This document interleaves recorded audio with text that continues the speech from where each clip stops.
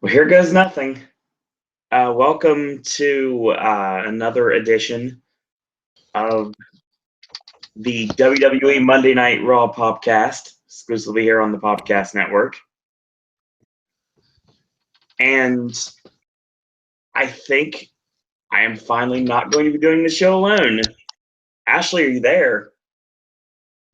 Yeah, fucking 3 hours, and I still Yeah. can't get it working. So fuck it, we'll do old school tablet guerrilla style filmmaking. Roar.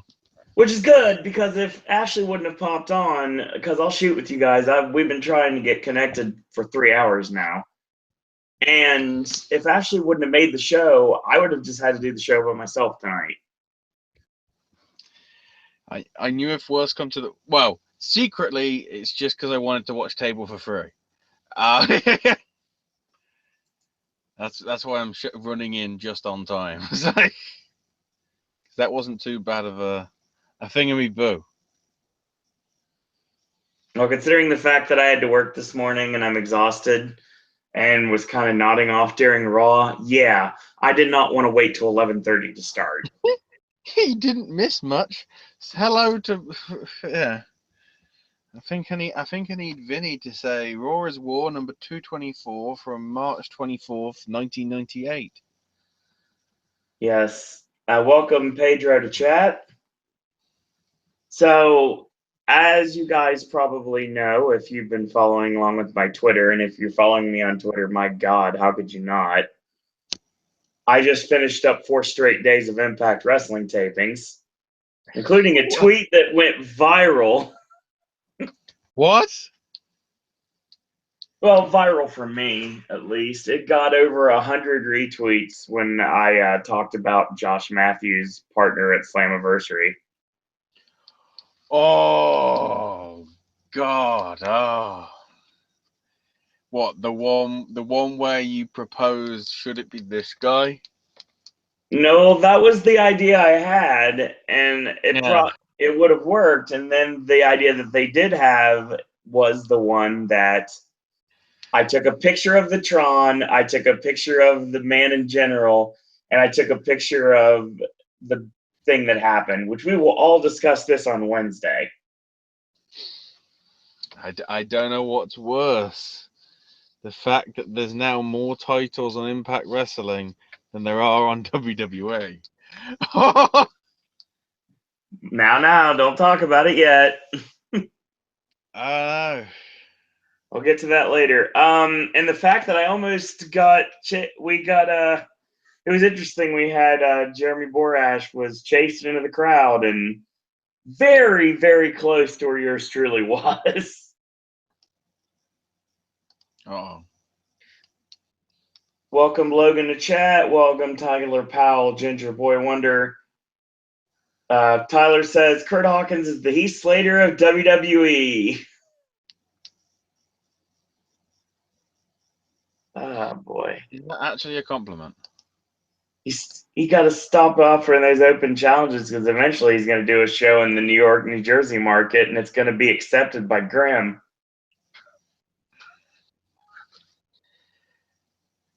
I'm trying to work out who it'll be next week.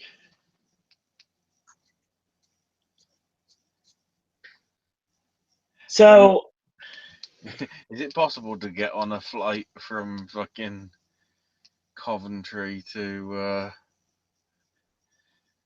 619 country in the space of a day? Be pretty fucking jet lagged, but people have worked jet lag before. I mean, oh my God. Logan says the first hour was decent and then it took a nosedive. I was nodding off during the show. I did watch you it. mean it took a dumpster dive? Oh! Which is hilarious given the fact that there was a spoiler alert on Twitter before the show started, and it was that meme of a dumpster fire. Oh. It's a pay-per-view weekend coming up. This Sunday, we've got another pay-per-view, and this feels like just business as usual.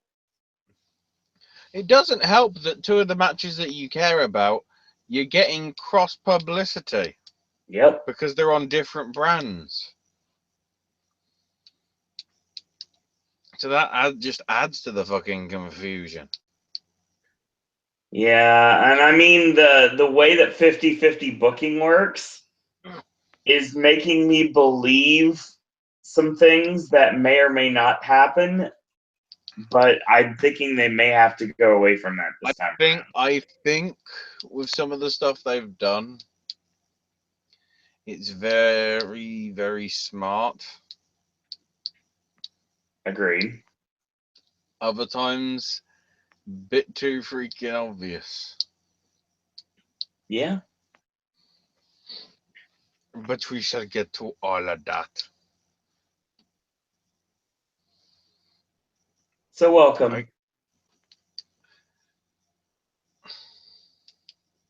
Also, you notice no No Roman Reigns. no relatives of the Dwayne Samoan family on the show. So I'm guessing the funeral probably would have been over the weekend. That makes sense. I mean, I don't know that for a fact because obviously I was kind of busy, but that would make complete sense to me.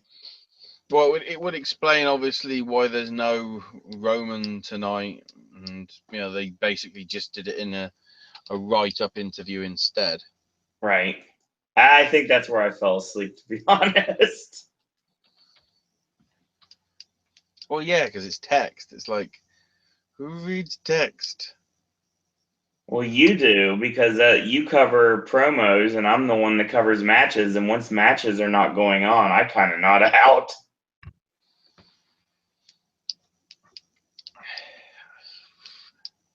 So we sort of open with a recap of the last couple of weeks. I was going to mention something, but it'll probably be better to mention that when we get to when it actually properly gets shown up. So then we get the Raw Hold intro. on. No, Hold on. pyro and all. What happened? Before we get started, you jumped my case for 3 days about this last week. And you're like, well, we need to just cover it. We need to cover it. And you know what? Since I have it right in front of me, I'm not waiting until Wednesday to cover it. We have main event taping results. Oh shit! Rhino defeated. I'm hoping there's some cruiserweight stuff. Yes, Rhino defeated Good. Titus O'Neil, and Lince Dorado and Grand Metalik defeated Tony Nese and Drew Gulak. Rhino and Titus O'Neil. Yeah. I don't know why I did that in a way that made me sound like I was fucking interested. Or Yoda, whatever comes first. No. Don't disrespect Frank Oz like that. Ever.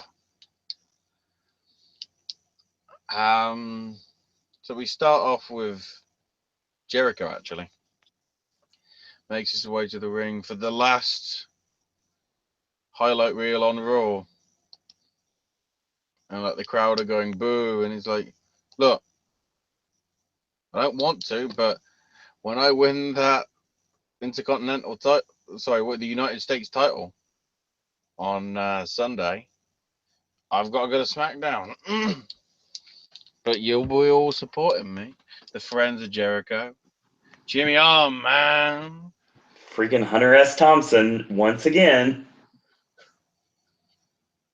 So because it's the last highlight reel on Raw, it's only important to get a very important guest, which of course is him. And he goes to talk about all that he's excited for. And Miz interrupts and says, look, Raw is definitely not Jericho anymore now that me and Maurice came here after the switch up. switch up, shake up. I can't even remember what it was called. Shake up. Whichever.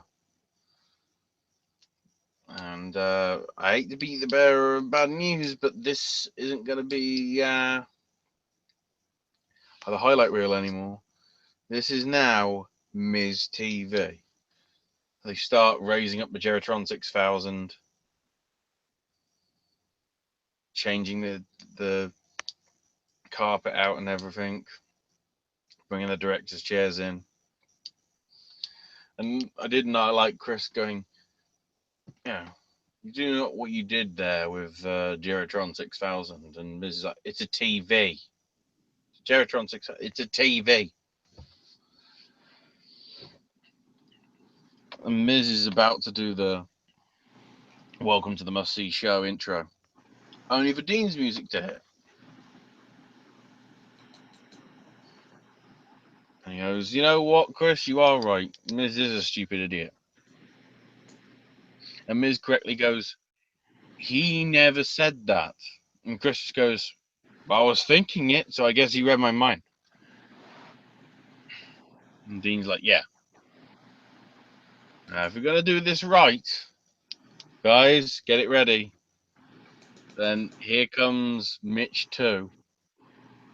And here comes the easel with the Ambrose Asylum on.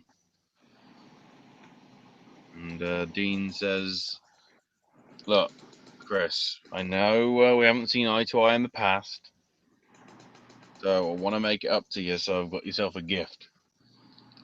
And I'm guessing Jericho added this in ad-lib. I don't know. But he did go, you do know what happened the last time I got a gift, Dean. I'm a little bit wary of what it is. And he opens up the box, and lo and behold, it's a jacket. I guess to replace the $15,000 one that he destroyed, nearly last year, give or take? Right. Except this jacket is basically, let's say, a $50 suit jacket with fairy lights stitched to it. And Jericho's like, we'll see what it's like, see how it is. And Miz is like, no. That jacket is disgusting. Just like the title reign's been while you've been champ, Dean. Now, it's only fair that somebody as good as me, I should be getting all the presents. People should be giving me all these gifts and everything, not anybody else. Dean goes, well, I actually did get a present for you. Dirty Deeds, I think for the 3rd week running. Yep, it's pretty much lather, rinse, repeat now.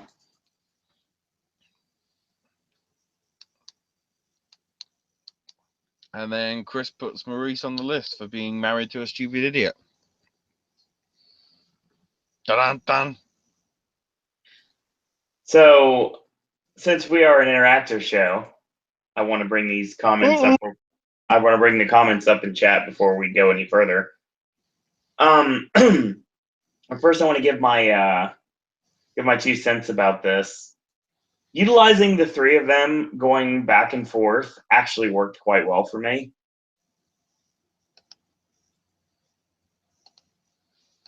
Ambrose going through the motions here actually worked, given what they were trying to convey. I like that.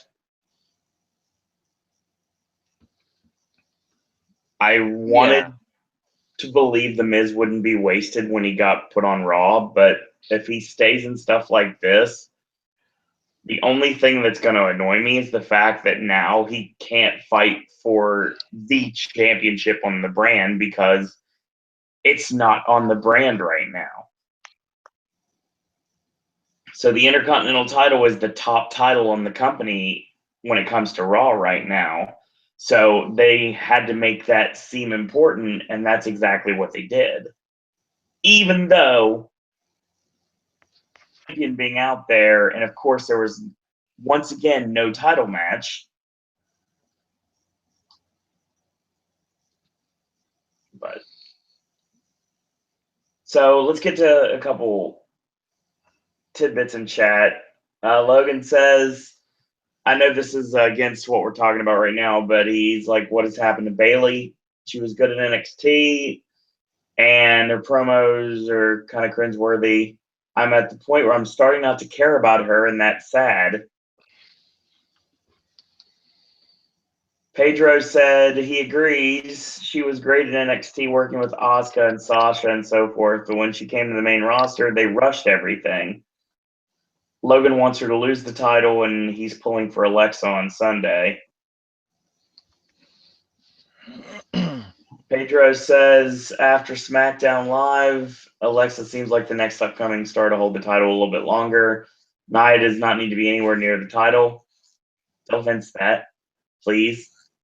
Emma and Dana Brooke, I don't know where their place is in the women's division. It went from a success to a blunder of Oz. I mean, I can't disagree with anything that was said there, really. I think Brian and Vinny brought it up too. I mean, they've ruined Bayley. She's not as special as she was. No, with her, I honestly feel that I don't think it's her fault. No, it's not her fault. I It's don't her think booking. it's any of the wrestlers' fault. No. When you're in creative, you've got creative people that know the right sort of storylines Right. for the women.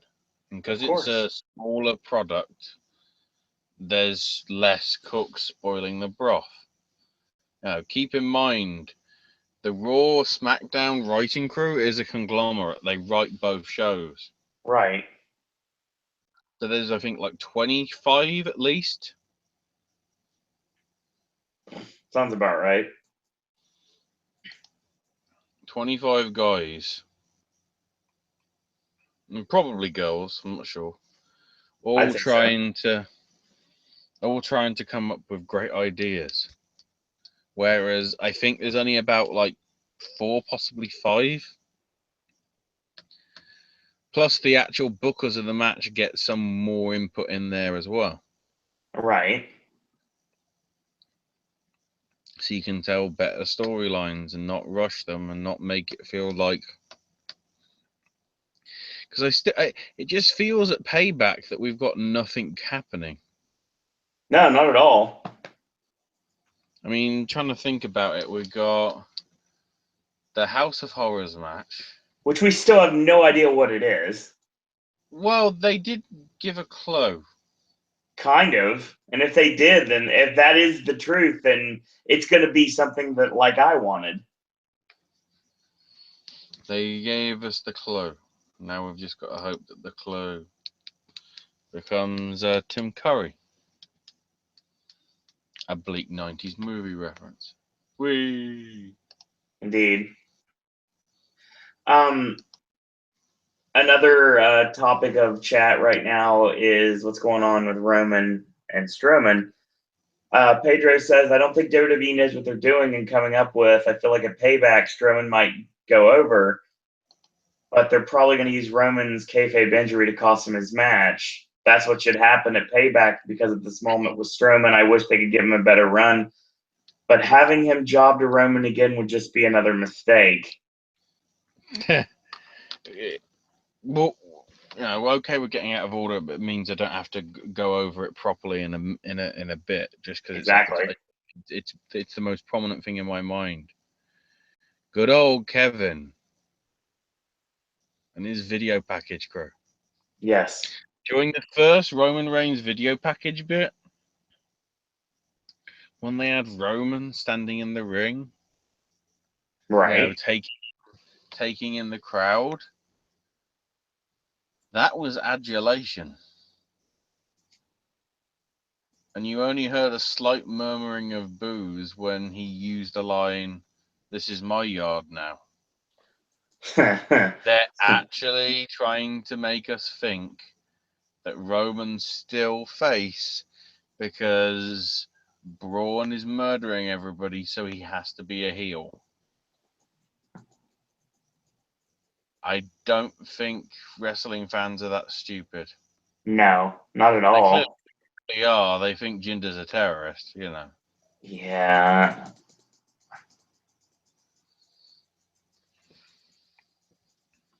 But, and then obviously, it says a lot that I feel that this feud has gone too far, even though it's only been going for what, 3 months? Yeah, but they've rushed this 3 months like crazy to try to make sure they got everything in to build up Braun so Braun can job to Roman. Don't know if it'll happen Sunday, but I mean, it's going to happen eventually. Just because I'm not trying to say it's going to be sentimental, but I have my feelings.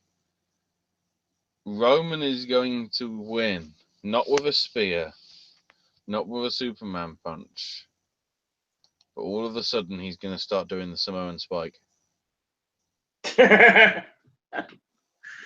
Honestly, that wouldn't be a shock, but I mean, God, it's not working. They have this idea for Brock and Roman at WrestleMania next year in New Orleans, and it's not going to work. Not unless you make Lesnar the babyface, which they kind of tried to do, but Heyman's so great on the mic, it's really hard to boo him and cheer him at the same time. So everybody's going to do both. Even if, I mean, he's one of the guys that can actually get his heel over to be a heel. Mm-hmm. But yeah, that's the problem here. I mean, you've built up Braun. I still don't buy it, but it's just me. I mean, he's okay. He's getting over, obviously, and this is the direction they want to go. I'm like, okay, let me strap in and see if I can figure out where we're going here. You build up Braun Strowman for 3 months, and then you job him to Roman, and then business as usual. But I mean, what if they don't? Like, they really have to use. I mean, Braun Strowman is not the answer.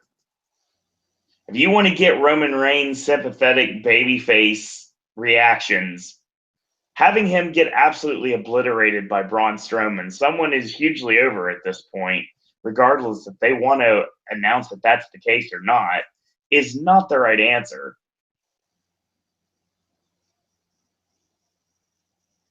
Neither is giving Jinder Mahal a title push, but that's another story for Wednesday. Oh, God, don't remind me. Don't worry, we'll talk about TNA for like 2 hours on Wednesday, so it's okay. No, don't remind me about bloody Jinder and the Bollywood fucks. Yeah, the fact that some people from NXT that are greener than the They're not even NXT. No. I'm talking about the people they're talking about bringing in some of their trainees that are basically just still doing house show matches because they fit this new Indian stable they're going with. Oh no, yeah, God, I don't know what you mean from the taping results. God. That's the reason why they pushed that Tula Mahabali Shera, but that's just for Wednesday. Oh God, what's this sudden fucking obsession with India and wrestling? I don't know. I mean, It it's can't awesome. be what culture is doing an Indian round of the Pro Wrestling World Cup? Hey, it's also for the fact that India is going to be like another hotbed for wrestling, I guess. There'll be an Indian wrestler in the rest of the world. Shit, God damn it. Probably Sanjay Dutt. Fuck. I'll tell you right now, if you are listening and you are an indie worker in the country of India and you have a modicum of talent or even not much at all, and you have a good look, chances are you too can be Jinder Mahal's bodyguard. Just get the guys from those Indian YouTube channels that do the backyard wrestling. What is it, Angart TV, and then the guys from it broke off to do some like rival promotion thing. As long as Rashid Patel gets involved in it, I don't care.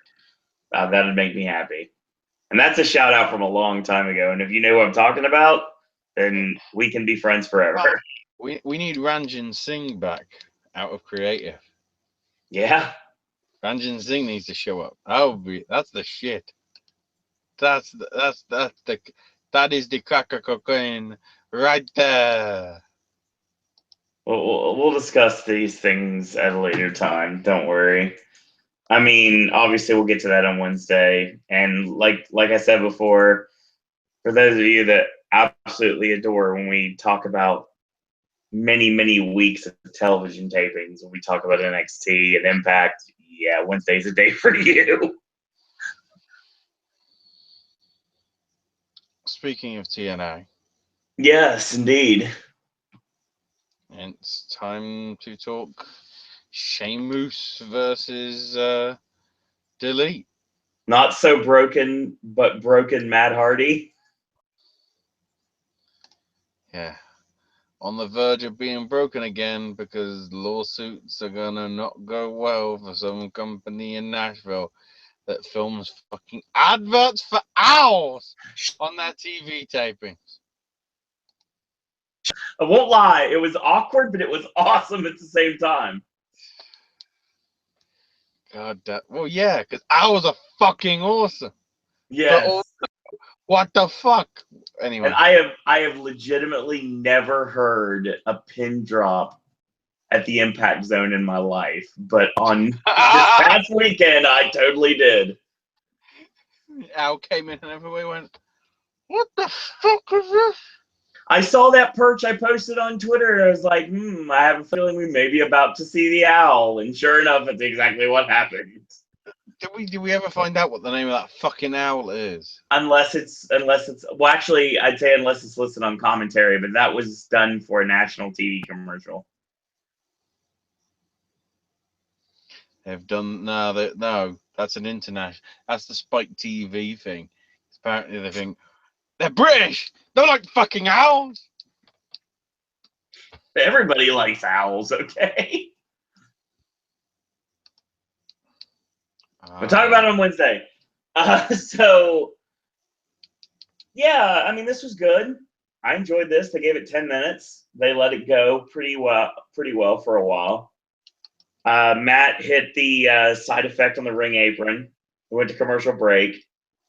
And Sheamus started working him over when we come back from break. He has the clubbing blows and then an awkward-looking flying clothesline, which really didn't look like what it was supposed to. I would say, if anything, it kind of looked like he balled up his fist, and instead of extending his arm, he basically just hit him in the face. I got a near fall. Matt escaped white noise, and Matt hit a tornado DDT, double down, and he started slamming Sheamus top of the head first into the top and middle turnbuckles. Running clothesline into the Bulldog, middle rope elbow for a near fall, and then Sheamus ends all the momentum with a knee strike. Matt gets knocked to the outside. Sheamus ends up hitting the Finley roll on the outside. Jeff tries to get involved. Sheamus pie faces him. Jeff gets on the apron. Like, what are you doing? And Cesaro's like, oh, I'm just going to pull you off the apron too. And this distraction allows Matt to hit the twist of fate and get the win on Sheamus. In reverse from what happened last week, this time Cesaro was the one that was butthurt, and Sheamus let cooler heads prevail, and all four men celebrated afterwards. Yeah, this match was really good. Not to anyone's surprise. Well, the key thing to note, of course, is the finish, which I think is very cleverly booked. I agree. The Hardys went over. The Hardys Yep. have beaten the challengers. which on that logic makes you think they're losing on Sunday. Champions. See, here's the thing, though, Ashley. You need a way to break the Hardy Boys so they can be broken again. What if Cesaro and Sheamus win a Payback, and that's what starts the transformation? I would say wonderful, but Jeff might sue me. He already owes me fucking gold. He does owe you gold. I did. The great thing means that Dixie now owes me gold by default. Fair point. We'll get to that. Keep saying that every. Kurt Angle's in the back. Yeah, so I remember to go through my notes on the tablet. So if the call suddenly crashes, I'll have to join in about 15 seconds later. Yeah, on the phone talking about the dumpster match. Never says specifically to who. Nope, no idea. Possibly Stephanie. Possibly, Stephanie's my guess. Kevin Nash. Possibly Plumpy. Who knows? But then Miz and Maurice interrupt, saying, how they were disrespected when their chat show was interrupted by Dean. And Kurt says, look, if you got a problem, you know how we do it here. You settle it in the ring. You find a tag partner or co-star, whatever you want to call him, and you team up with him to face Ambrose and Jericho later tonight. And Maurice complains in French about something, and Kurt's just like, yeah, right back at you. And then just starts randomly doing the FBI sort of Tracy Smothers style with his hands, like, yes. All right. I'm glad I'm not the only one that caught that. For a few seconds in 1996 or 7, but like, no. See, this is the genius of Kurt Angle, and I hope he's the one that came up with this and it wasn't one of the writers. But if it's the writers, I'm gonna give credit to Jimmy Jacobs. The thing is, how has no one, when they have talked about the varied partners the Miz has had his entire career in WWE, from Big Show to Jericho to John Morrison, everybody in between, how has they never referred to the Miz's tag team partners as co-star? That's brilliant. It fits his character in every way. Kudos to them for doing that. It's too fucking perfect. Indeed. And did you see what happened the second that Miz was talking about a tag team partner?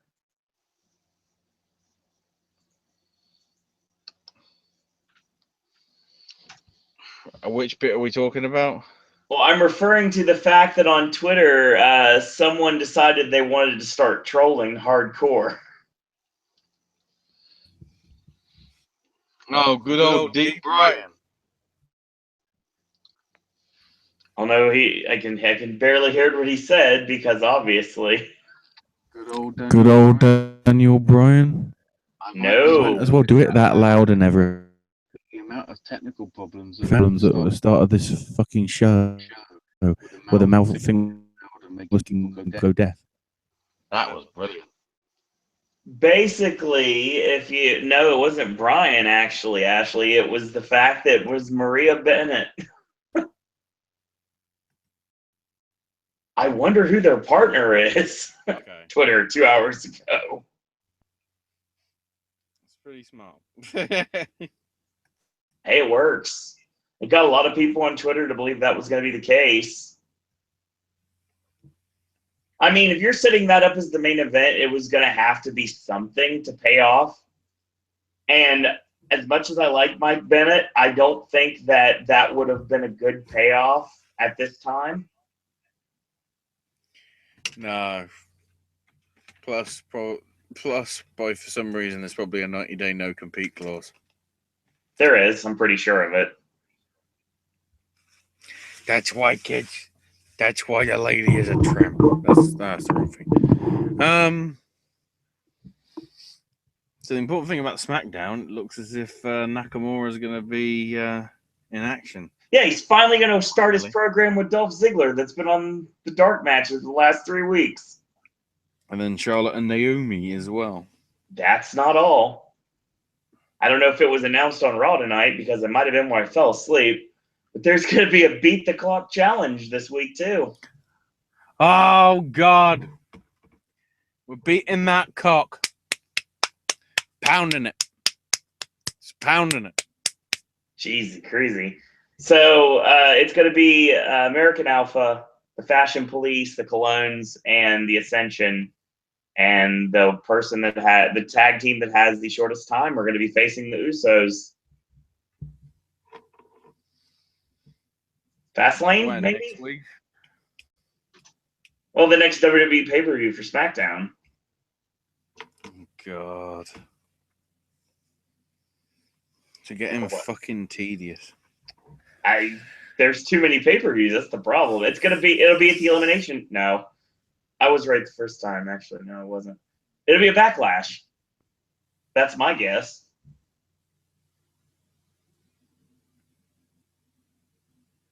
Lashing all the backs. That's right, Pedro. Fashion Police. Come on, just let it happen. Yes. 1,000,000 times yes. At the rate we're going, considering nobody else's face, because if they give it to American Alpha again, it's just like, why? Okay, they're just going to lose again? Good job. Who knows? Anyway, Cruiserweight Tag Team action time. Of course. Neville and TJ. With his music again. Get heel music, God, please.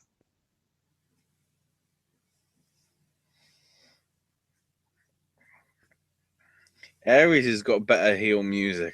I totally agree. This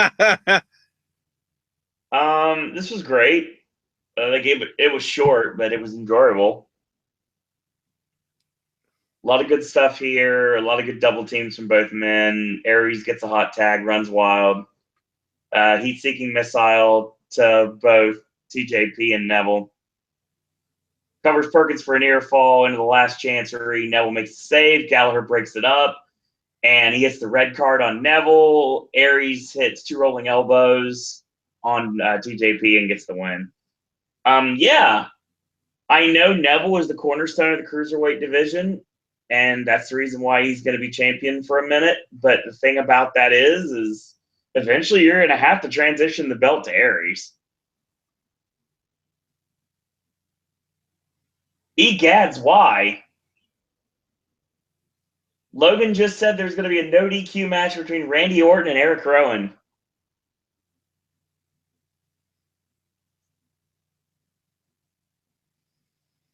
You know what the 15th letter of the alphabet is? Owen can't do math, remember? Oh. There we go. I thought you'd go with the 25th letter of the alphabet. Why?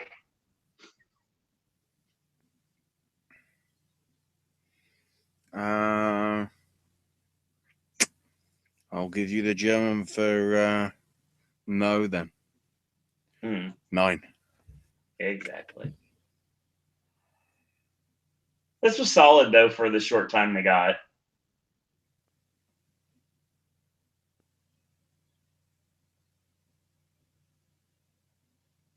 Then we get the match that the internet broke for.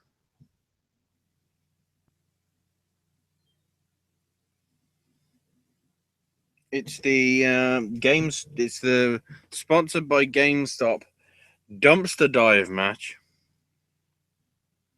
Because that's the only way you're getting a fucking mini NES now. Then again, they wouldn't dumpster dive them because you probably make $300 off them. So, see Gaming with Ash from yesterday. Segue. I'll give them credit. They worked this match greatly.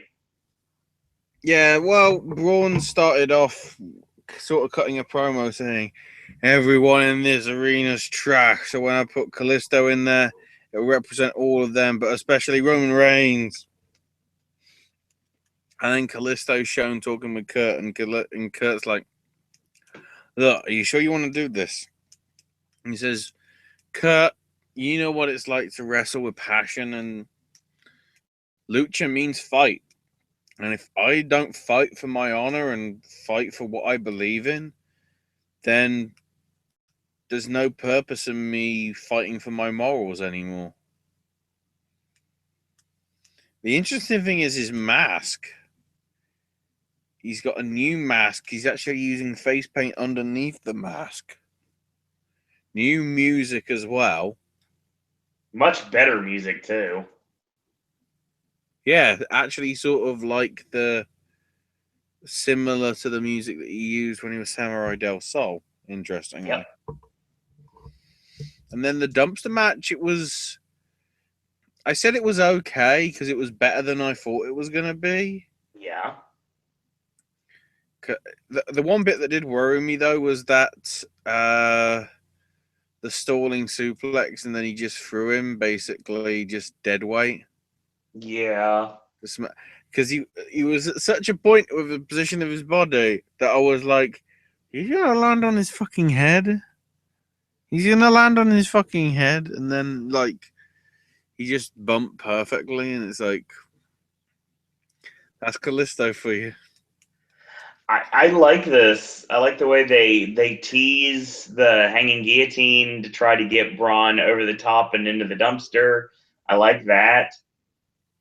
I liked how he kept fighting out of it. I'm telling you right now, if pushed correctly, Kalisto could be the new Rey Mysterio if they really wanted to do it. Uh-oh.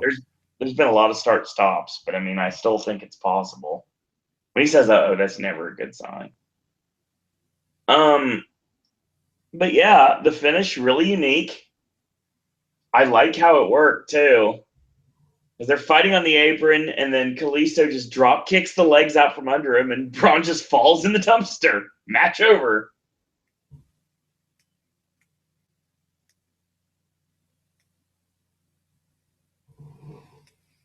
Then bad things happen. Because Braun likes to kill people now. I did like the fact as well that he basically just fell feet first into the dumpster, and it was just like up to his waist. Yeah, it was useful. He won the match. I mean, he lost the match, but he didn't really lose any heat either. Because he just destroyed the fuck out of Kalisto. Threw him dead weight into the bin. Shut up the bin. Now, I'm trying to work out where the switch was. Well, my part of me is actually wondering whether there wasn't, and there was just like some like seatbelt sort of mechanism in the thing to brace him for the impact. That could have been why it wasn't like the dumpsters where you've seen it with the other, the classic ones in which there's clearly a door in it. When they were, I mean, it could be just like what the Masked Magician revealed back in the Magic's Greatest Secrets revealed specials on Fox in the 90s. Yeah, the Tron screen seemed like it was there. When Braun was taking multiple panels.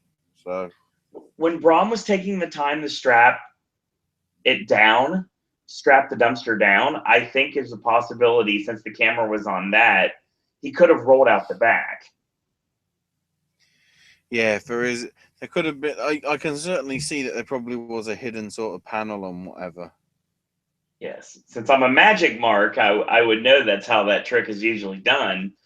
But like you said, it's a possibility that they braced him for impact and just let him take the bump. But I highly doubt that would be intelligent to do. Well, if they got the right sort of setup in there with like a strap and everything. See that's what the strap was. Basically strapping it down was pretty much for the fans to see that Braun was making sure that he didn't escape. But the whole time that the fans were seeing him not trying to escape, unbeknownst to everyone else, unless you watch Magic like I do, he was escaping. It's basically misdirection. That's how I see it happening. It makes perfect sense. Like the Undertaker and the caskets back in the still day. hope this is like just a seatbelt in there. And he was just strapped in. I mean, like Cactus and Funk and the Packing Peanuts. Because if they knew the way it fell, and it's because it didn't really fall true dramatically, right? If he was basically sort of in like somehow a strapped down sort of car seat in the bottom, the way it just tipped onto its side, it could have just tipped up. So then it basically was just like doing a quarter cartwheel off your back and then down to the floor. So like, hi, my name's Samurai Del Sol. Welcome to Jackass. Yeah. I like my idea better. It's a lot safer. And then, of course, Kalisto does a stretcher job afterwards.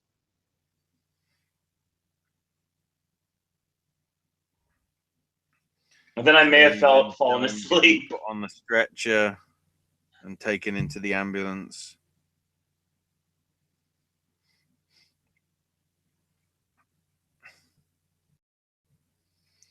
The great thing is we never see any more of Braun. It's like, is he not going to get repercussions for nearly murdering the talent? Oh, works for Randy Orton. Speaking of that.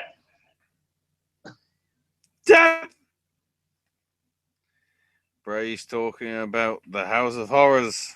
There's rooms and rooms of nasty shit. And Randy will never be able to escape from them. Spoilers, he's going to have to escape from them because they did specify that this match starts in the House of Horrors but must end in the ring. So he's got to escape the House of Horrors because logic. So your idea about this being like the backlot brawl really comes into play here. It might not even be that. It might be sort of like a special setup that they've got. Oh my God, they're creating a Halloween Horror Night style house on property. It's a fucking like Crystal Maze where you go into a different door and it's a different activity. It's going to be a Horror Nights house, basically, that's going to be done during... It's going to be a bunch of Hollywood.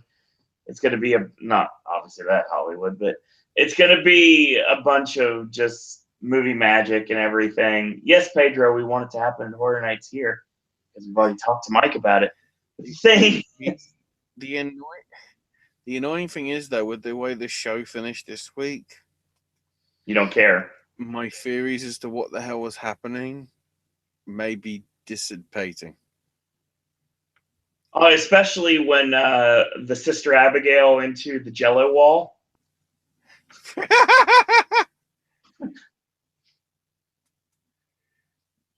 My idea was that there was going to be a final horror, but it wasn't going to be for Randy. Yep. It was going to be for Bray, and that horror was a demon who may or may not be king. I'm pretty sure they can put the makeup on in about 2 hours. Oh, I'd say so. The thing is, as well, I still don't know whether this is a title match or not. No, it's not. I think it's been confirmed now it's non-title. So why are they picturing Randy with the belt on his shoulder if it's not for the belt? Because that's the picture they have. I know, but it don't make sense, man. You could do non-title matches where the champion is present and the picture is him holding the championship. Yeah, but it seems unclear, especially because they said it was for the title and then they've gone back on it. but the images still show Randy with the title. I think they realize that if they want Bray to win, it can't be a title match.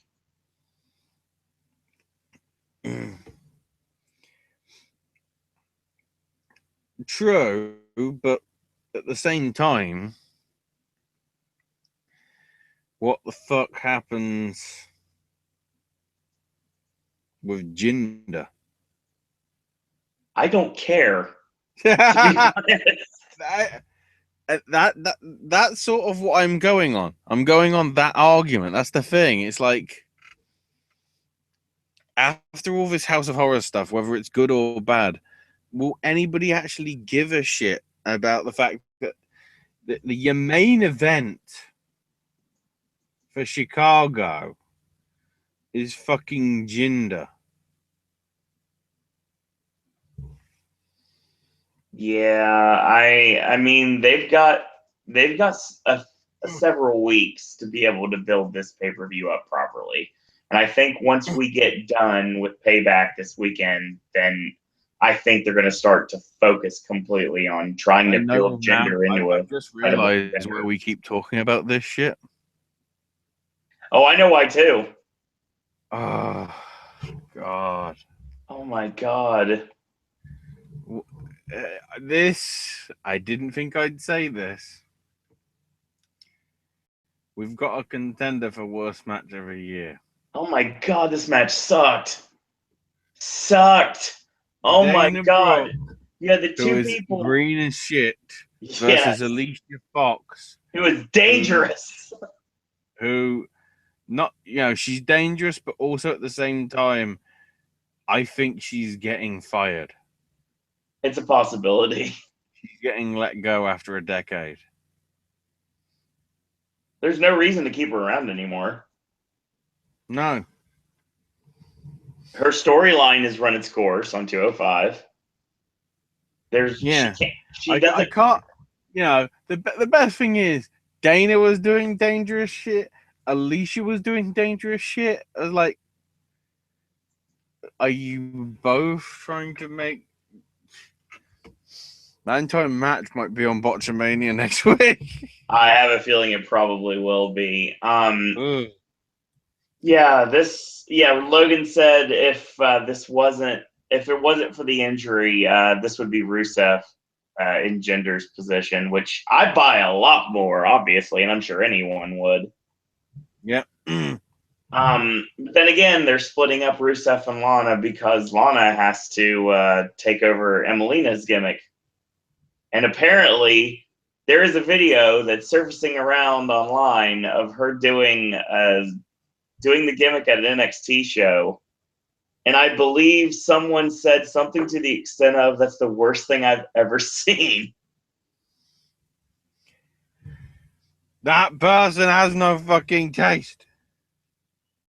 It doesn't make any sense because it starts off obviously like Moulin Rouge and like seductive and everything, and then it just goes into just regular dancing like it's a ripoff of Naomi's gimmick. Whoa. Vince McMahon loves Russian strippers, says Pedro. No. Floridian Banshees. Oh, now you're bringing the fucker up. Well, it worked for the concept I'm going with right now. Yeah, but I'm thinking about the shot she did before Banshee. All that stuff that's on the interwebs of her in her post-cheerleader, pre-WWE days. That Right. gap. All them fancy naked pictures that she did. Not like classy sort of Playboy pictures. I'm just talking about somebody pointed a camera at her for some sort of photo shoot with her tits out. Like, you didn't even need Banshee. You just need. Why hasn't she been targeted in the fappening yet? Version whatever variant we're fucking on. Very good point. But yeah, let's. This match sucked balls. Dana won with a Michinoku driver. That's all I sort of want to say. and no, that's disrespecting a Michinoku driver. She went for the better than you driver, the Samoan driver, the dead body driver. I'm just going with what Cole said. A variant of the Michinoku driver. I'm a commentator, Ashley. You know the words variant is something, or modified is something for, dang, this isn't what it's supposed to be. Oh, I'll be racking your fucking brains on a move later on then. Yeah, I know what you mean. Alicia does one thing really well. She was taught to do a really good Northern Lights suplex, and that's all she has. Anything else, totally dangerous, and she shouldn't be doing it. Dana Brooke, Jesus, why? Horrible. Matthew, good luck, sir. That's all I have to say. Emma was involved in this for like 2 seconds, and then afterwards, it's like she like raised Dana's arm and everything. They're gonna push that, I guess. And then they hugged someone. When Dana was like, "I don't want to be hugged." Yeah, this did not work. And then fucking can't be asked to get the fucking clown music. Because it's got to a point where the fucking Great Caruso's back. I'm here with Samoa Joe and the Good Brothers. This is the first time you've ever teamed together. What's your strategy? Note the fucking woman. Seth Rollins and Enzo and Cass have never teamed together either. So I'm pretty sure it's a level fucking playing field. Pretty much. Anyway. Basically, they just want to hurt him. You know, Samoa Joe especially of Seth.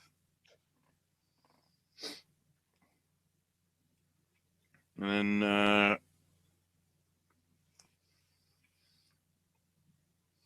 what was it? He kept bloody Anderson called Enzo a butt nugget. Yeah. Is that something Birdseye's doing that are going to be on school dinners now on a Wednesday? I highly doubt it. Anyway, Enzo and Cass, after the ads come out, start to cut their promo. But Cass disappears over the barrier. And the club take on Enzo. Samoa Joe's beating the shit out of Cass. And fucking Cole. Oh boy. Like, oh my god, they've got him up. They hit the legend killer. Like, what? They hit Randy Orton? What? Oh man. He was stepping all over his words tonight, honestly. I'm pretty sure he said legend. Pretty sure he called him Samoan Joe at one point too. That's fucking Roman. Yes, he is a Samoan name, Joe, and there's a Samoa Joe. No, let's be honest. At the rate we're going, Roman is a Samoan Mary Sue. Oh boy. I think I'm right on that point though. Yeah. He's the hero that's being pushed down your throats that nobody wants. He's Mary Sue. Poochie. He's Poochie from The Simpsons. I like this because, of course, Vince McMahon has this thing about Enzo getting ragdolled, and he loves it more than life itself. So, and I don't even want to be around Vince when the Magic Killer happened on the outside. You mean the Randy Orton? Yes. Jeez. And of course, here's the best part.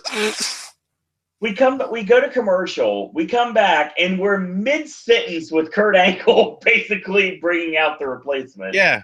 It's like a handicap match. What? Someone did not time that correctly, honestly.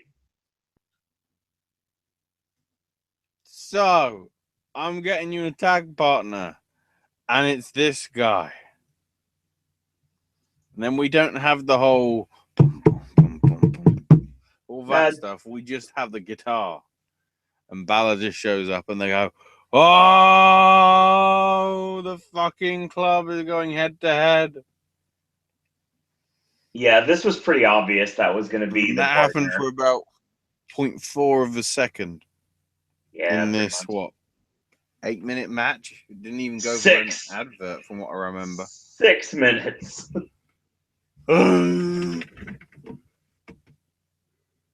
Basically, they worked Balor over. Rollins gets the hot tag. He hits the flying guillotine on Carl Anderson, hits the sling blade. And then Big Cass hits the move that he's been doing lately, the big boot that has so much momentum, it carries him over the top rope. Rollins with a tope suicida to both Anderson and Joe.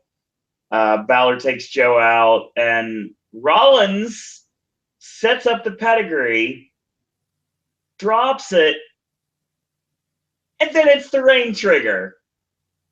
Yes, Seth Rollins is now stealing from Kenny Omega on television because they debuted it on the dark match on Raw a couple weeks ago, right after WrestleMania.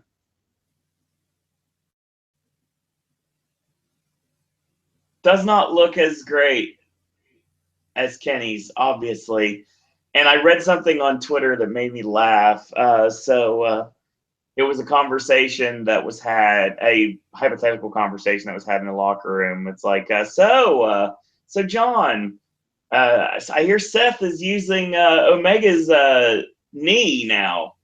Oh, wait a minute. You mean that Seth Rollins is using a knee strike? Great. I laughed when I heard that. Stop laughing. It was funny. But yeah, I mean, we've been they're teasing like collusion with the club, obviously, and they've dropped all mention of Balor Club, even though it's on the new merchandise. And the Tron too. But the thing is, they're not talking about it. Cole brought it up like nonchalantly, but that was it. That's all they did there. And I saw the internet. Speaking of not talking about it. Oh boy. What the fuck are we calling it? I mean,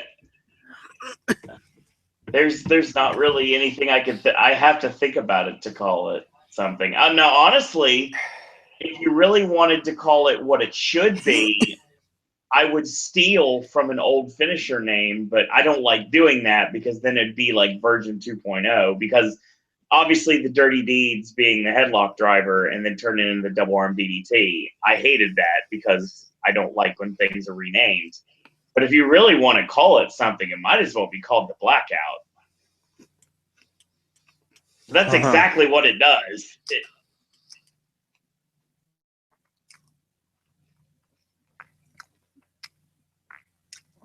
I think you're not thinking properly.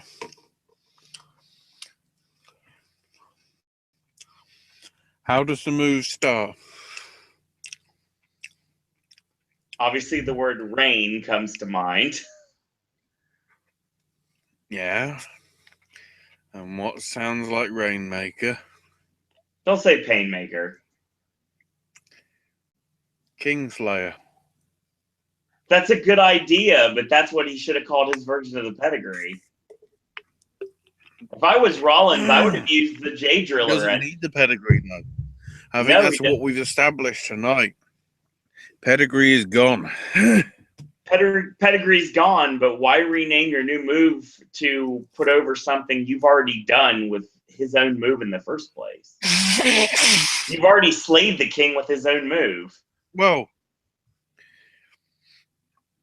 until you become king of the world, there are more kings to take on. You know, you could argue that Brock's a king because he's champion. Kind of. Yeah, I see where you're coming from. That's what I'd personally go with because it sounds like Rainmaker, and obviously it's obviously not making it rain because the idea is, you know, if you use a thing like Kingslayer, it establishes, you know, when it connects, just like Dirty Deeds, it's like done. Right. And I honestly think they're going to protect this finish for quite a while because even though Kenny uses it as a setup, I think that Rollins is going to use it as like, it's over. You're not getting up from this. Yeah. And then you're going to prove me wrong when you have Joe kick out of it at 2.5 on Sunday. Probably. But I don't think they're going to do that. I think they'll protect it. I was talking with Sheamus and Cesaro.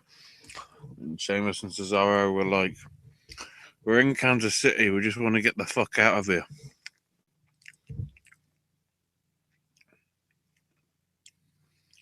So now it's time for Alexa Bliss.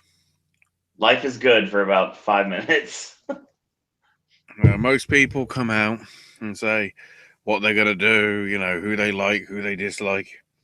You know, some even go, oh, wow, it was my childhood dream to become champion. The great thing is the crowd are doing, what? Chants at her. So she's just like, oh, you're going to do that? Okay. Alexa Bliss is the best women's wrestler. Say, what? What? Exactly. They're like, yes! She's amazing. Even though I'm not a big fan of you for dealing with the fans like that. Yeah. Her heel work is great, honestly. Say what you want about her in ring, but that isn't even heel work. That's, dare I use the phrase, dick work. She basically just, if you could shut the fans up this day and age, that's a big deal. I really like that. But she ain't here to talk. She's here to win. You know, and she'll be champ Sunday. And here comes Bayley and says, look, I know you're basically taking pot shots at me. You know, but I've worked my butt off every night to entertain everybody. And I'll make sure to keep the Raw title Payback in my hometown. And Alexa's like, wait. Payback's happening in your hometown? Oh, that means your dad will be there. It'll be brilliant. Me in your hometown beating you and humiliating you in front of friends, in front of family, your dad, in front of your hometown. This is going to be brilliant. And then it begins to start going off the fucking rails. Yeah. Because she suddenly starts going, you know, you're a pathetic, sheltered child. Like, is that something you really should be encouraging? Because, you know, some of the kids watch wrestling to escape that sort of shit. Exactly. And now you're just trying to do fucking realism on them. And then just like, oh, I wonder how many boys you've kissed. Like, what the fuck? Is this fucking kindergarten? Here's the thing, Ashley. All I have to say right now, hopefully someone that's listening to the show right now will understand when I say this. WWE creative team, welcome to your tape. That's all I have to say.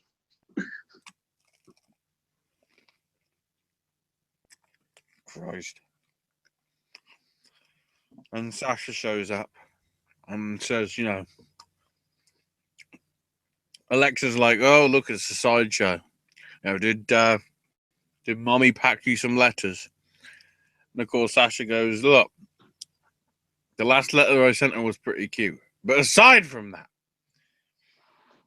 Stealing number one contenders match win doesn't make you a boss or a champion. Having the belt on your shoulder or in your possession is what gives you the chance to call the shots. So you know what? I want a match with you. And Alexa says, look, you're unhinged, Sasha. I do not feel safe here. I'm going to go to the back, talk to Kurt, and get this match changed or cancelled. I refuse to be in a match with you. Sasha just beats the shit out of her and it's like, oh, well, I guess we'll have the match instead. Yeah. And it's going fine for a while. And then, as always, something just changes and snaps right away. And then it's like, nope, we're not going to give you a finish in this match.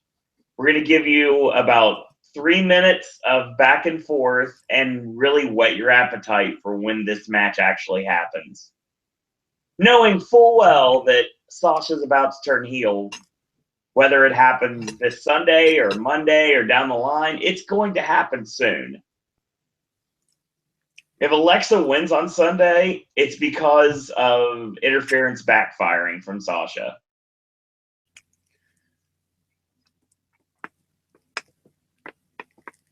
And it could happen. I've just realised when it needs to happen. What's happening in 2 weeks' time? 2 weeks' time. Mm-hmm. I honestly do not know. What is happening on the 8th of May that isn't in America? Not helpful. Monday Night Raw is in London. That's right. Okay. If you want to get those fans going bitch ass crazy, that's where you do the heel turn. Yeah, it's a good possibility. But don't forget, they can go, oh, the wacky fans are booing the people they cheer and cheer the people they boo. So when they cheer Sasha going heel, it'll be like, well, on that logic, everybody else is going to have to boo her. See, the only issue I have with that actually coming to fruition is the fact that, don't forget, we're dealing with a company that had a storied deal where somebody had an undefeated streak that never should have been broken until WrestleMania, and they blew it off on a third-rate pay-per-view. That's the only reason I'm thinking that it's possible they're just going to do it this week. I mean, it is possible. It's coming. We just don't know when. Interestingly, hang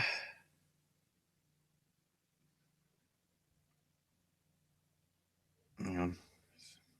Alexa basically just got herself counted out, so.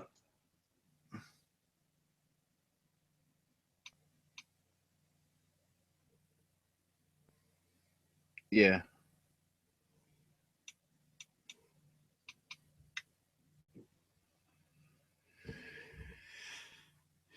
Yeah, she got counted out, but then Bailey, who was on commentary, grabbed Bliss and was trying to bring her to the ring, but Bliss escaped. And so Bailey started coming back and if going, look, I tried to bring her back. And then Alexa attacks her from behind. And Alexa's like, yeah. And then sees Sasha steaming in, who's run from the ring, and she's like, oh shit, and gets out of there.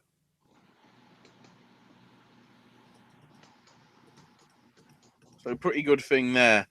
Planting the seeds for, I think, the title retention. Yeah, I mean, it's a good possibility. Unless they pull the trigger on the heel turn, yeah, Bailey should probably retain on Sunday. don't. Yeah, but I don't. If the heel turn does happen, there'd be no point in it being Alexa versus Sasha, would it? It wouldn't be a title program. It would Because be that's been off into its own thing. exactly, and they would have to find a new contender for Alexa in the meantime. Well, there's fucking nobody. Which there's nobody that's been built up at all, so it wouldn't be possible. Mickey James wasn't allowed on because her husband. It's ruining her career.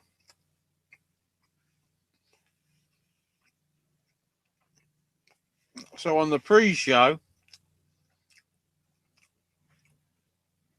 I'm going to be getting Miz TV with Finn Balor. If you're wanting to know why, answers on a fucking postcard. And then Enzo and Cass versus the Good Brothers. Again! Oh, how the mighty have fallen. Which ones are we talking about? Well, considering the fact that no matter how played out the gimmick is, I can say that being there in person, I've heard this. They're still over. Enzo and Cass are. And now they're curtain jerking on the pre-show. Yeah, but better to be wrestling on the pre-show than fucking Finn Balor. They gotta start doing. Hell, it doesn't even look like The Miz is gonna be on this fucking pay-per-view. Not right now. That's the biggest disgrace out of a lot of them, really. Moving the Miz is a double-edged sword, and I'm starting to believe that the edge to that happening is really revealing itself right now. Moving him was a bad idea. You mean it's Adam Copeland's fault? Boo! Fucking Charlie now talking with Slater and Axel about Marine 5. They're like, do not publicize this anymore. Nobody's fucking watching it. Also, right, let's bring out a DVD the same day as, I don't know, La La Land. Yes. I mean, annoyingly, I've got to wait 2 weeks. I gotta wait longer than that. That's it. That's just for the digital version. I've got to wait 3 weeks for the DVD or Blu-ray. Well, my problem is I can't afford Plus, it right there's now. doubts about whether the showing that's on next week at the cinema is even the sing-along version or just the standard version. Oh, the sing-along version was so fun. I totally recommend it. Well, I might not be able to fucking see it because it said it was a sing-along version, and now all of a sudden there's a second thing. Like how there's 2 different screenings to the same link for Alien Covenant, even though it isn't Alien Covenant because it's the Alien Day shit that they're going on Wednesday. Right. So, bit of a clusterfuck there, View Cinemas. Yeah, Which, by the way, because you won't pay attention. Since we're bringing that up, I might as well, given the fact that we here on the Popcast Network are extreme fans, except for AJ, obviously, of La La Land in every way possible. And today in Los Angeles, Mayor Garcetti has made it officially La La Land Day.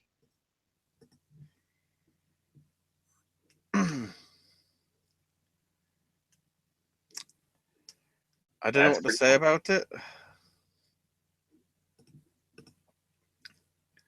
Other than, are we going to find out that it was actually Moonlight Day at about 4 o'clock in the afternoon? Oh, it's still won Best Picture. I don't care what anything else said. I turned it off right afterwards. No. Yeah, I did. We're good. No.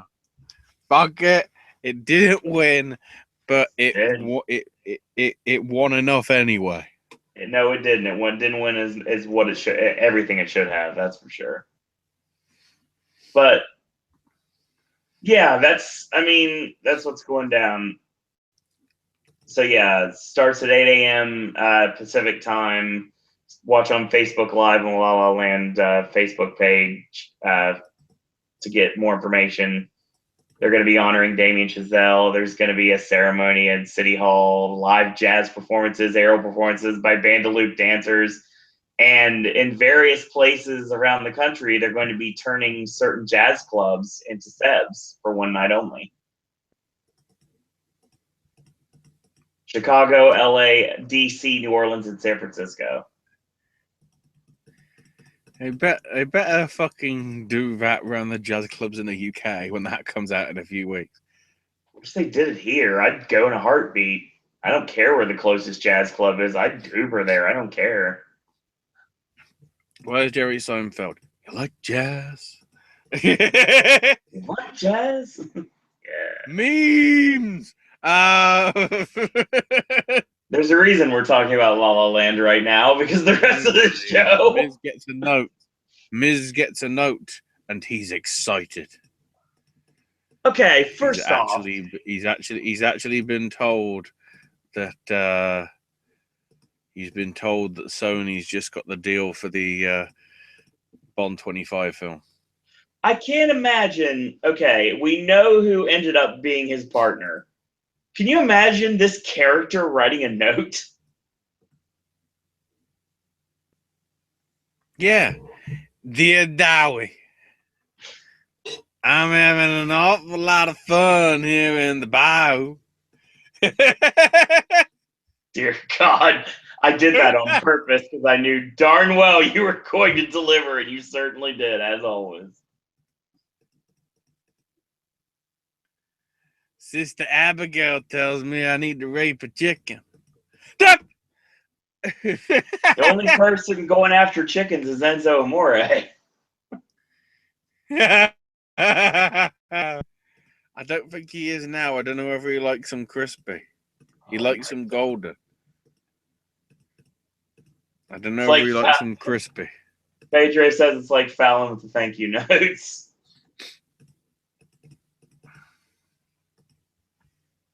That means if he likes them golden, does he just take a bucket of chicken to like a tanning shop and just put it on the fucking tanning bed? And then when it's the right color, he's like, and pounding it. Just keep fucking that chicken.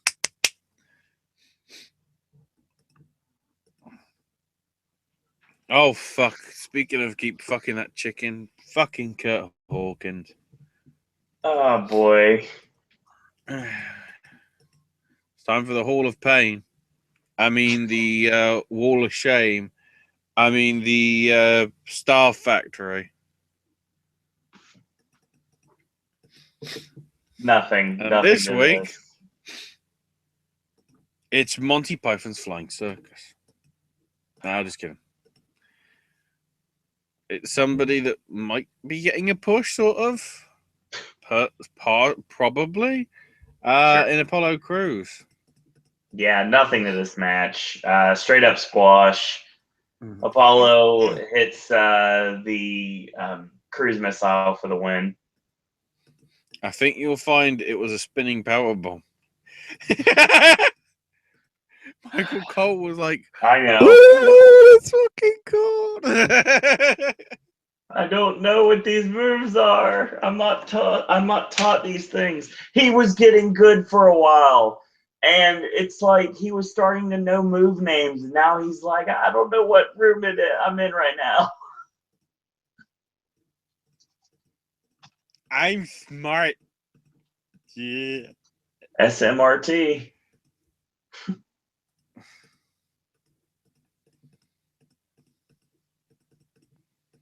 I think you'll find it's pronounced stupid.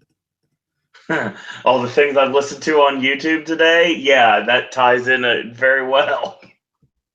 You too can go on YouTube right now and listen to 40-minute conversation of a bunch of workers saying why John Cena is a cancer to the wrestling business. Whoa! I got bored. No, I started with Cornette, and then like I went down the rabbit hole.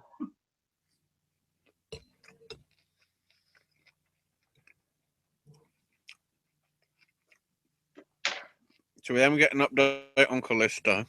He's currently dead. Pretty much.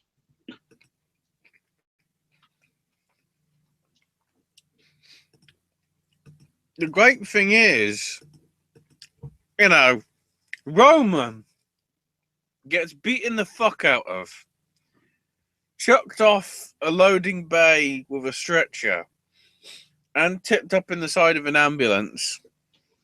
And he's got like a dislocated shoulder and a couple of broken ribs. All that happens to Callisto is wrestling and a dumpster dive. And he's got like, you know, cerebral hematoma and like, fucking Roman took worse damage. Yet somehow he fucking Jesus, son. Pretty much. He fucking Jesus.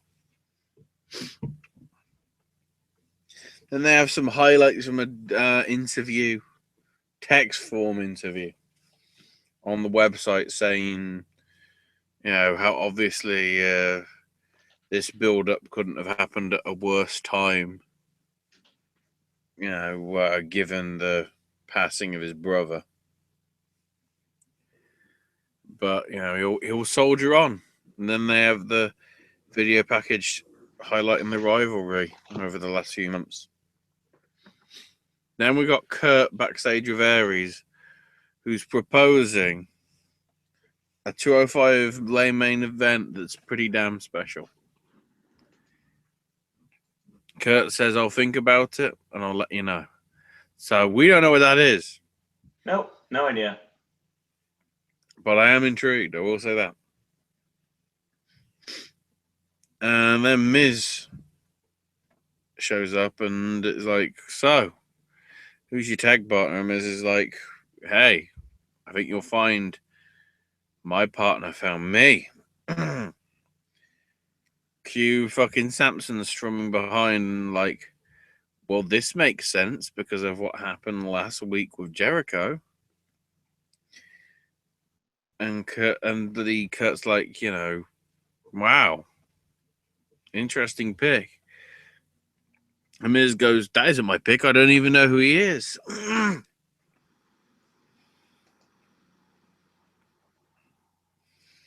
then part of me's going, so why the fuck was he brought up if he's doing fuck all?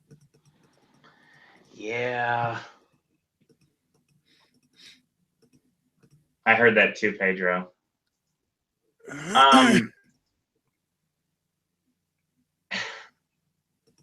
I don't know if they know what to do with him.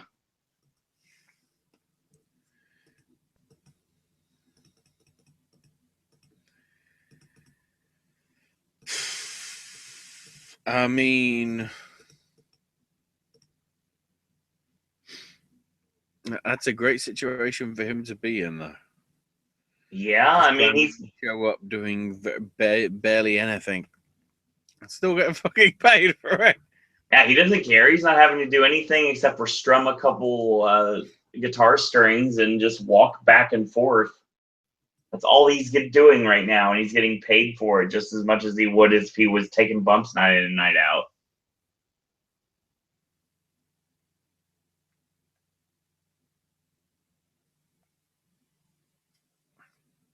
Then they announced that 205 Live will feature Neville versus Gallagher. Uno a Uno. I like the 205 roster, but my God, they're so interchangeable now. Mm-hmm. They need to bring in some more people. And the fact, like, Tajiri leaving the company doesn't help.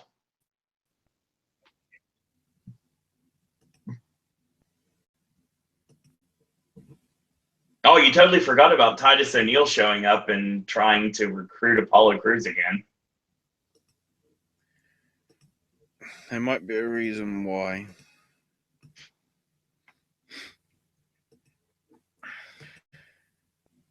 Main event time. You know, not that I'm against the guy, but fuck that guy. Sometimes I wonder with what he's given whether, you know, that suspension wasn't for 60 days. It was actually for, 3 years. For his entire career. Yeah.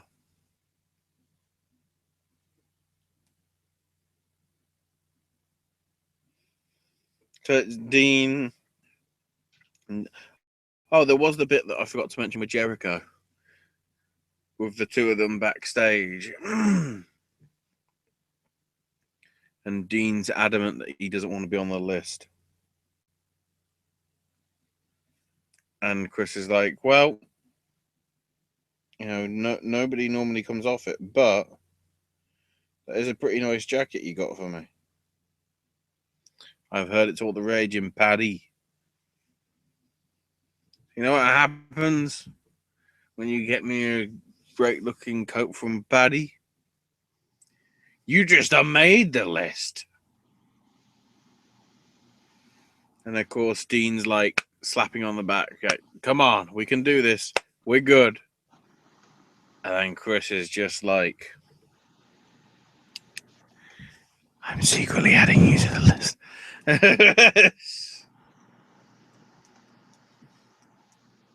So we got them two. Miz comes out, and Miz is like, he is a guy that likes to do the flair for his entrances. And immediately I'm going, Charlotte's changed brands again. It's a mixed gender match. Then I realize it's WWE. That's never going to fucking happen. The mystery partner is nothing. So the mystery partner is still nothing. And he's like, well, clearly my partner is delayed somehow, so we should either postpone this to later on or cancel it. So I'm sorry, ladies and gentlemen, we're going to have to cancel the match. Cue Kurt and says, look, I said if you find a tag partner, you can tag with them. Since you haven't found one, it's a 2-on-1 handicap match.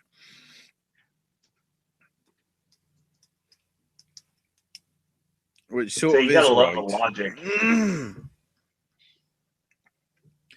Which is a match which I guess becomes a no contest. Yeah, it's definitely a no contest. I mean, you gotta love the WWE deciding they wanted to take a heel and put him at the disadvantage of a handicap match, at least for a little bit. Welcome, Acer. Yeah. So eventually goes outside. To the announce table. And Dean's about to hit Dirty Deeds on his, only for Dep! And the lights come back on. And Wyatt's like, oh. Takes out Ambrose with a Sister Abigail into the papier-mâché screen. The Jello screen, yes. And then him and Miz seem to be on the same page as they get Jericho back to the ring.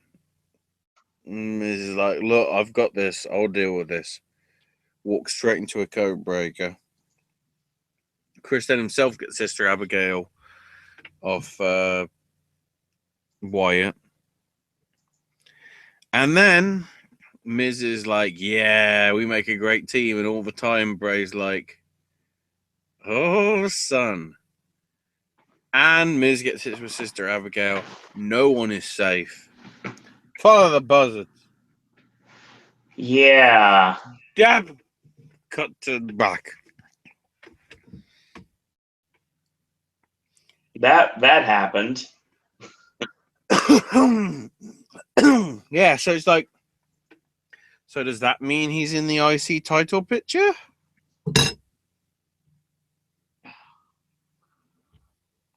Further proving that Brock ain't going to be back until SummerSlam? Like I said earlier in the show, the Intercontinental title is going to become the most important title on Raw, at least for the foreseeable future. Mm-hmm. So they're really going to have to build that. That's the reason this was the final segment on the show, because this is the biggest title on the brand right now. Mm-hmm.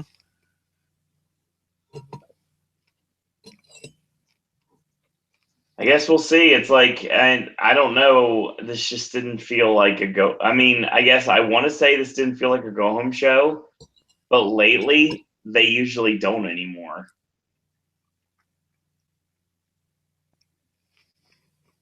It just feels like another show. And it shouldn't be this way, but right now it just is.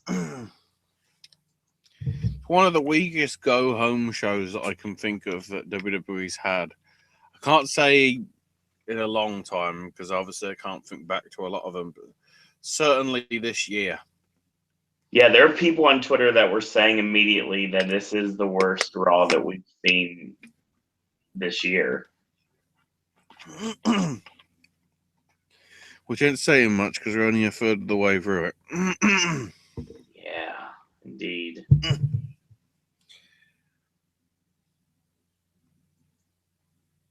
But yeah, that's your show. That was Raw this week. And we have Wednesday for the official final WWE talk we have before Payback. Yeah, so that's... I'm trying to think.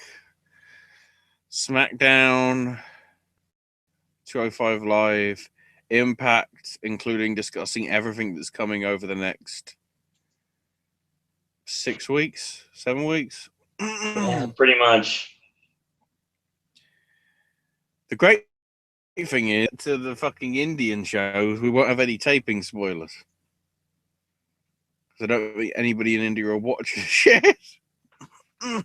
I mean, I have a feeling we'll be able to get them.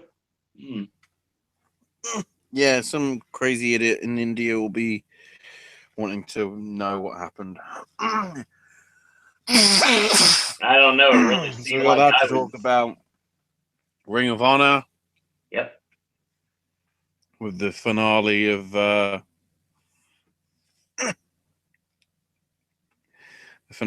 stuff and other things as we build towards fucking two. Well, I guess it will be 10 days time and the start of the whole New Japan Ring of Honor War of the World stuff. That is correct. Making loads of random noises. The Indies, UFC, all that good shit.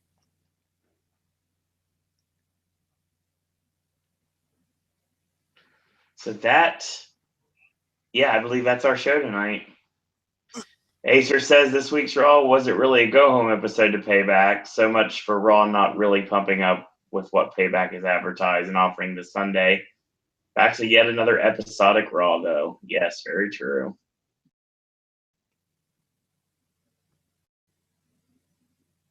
Pedro says everything is really just different. The pay-per-view ends up feeling like either a better or weaker version of the show. I can't disagree with that. So, that's your show for tonight.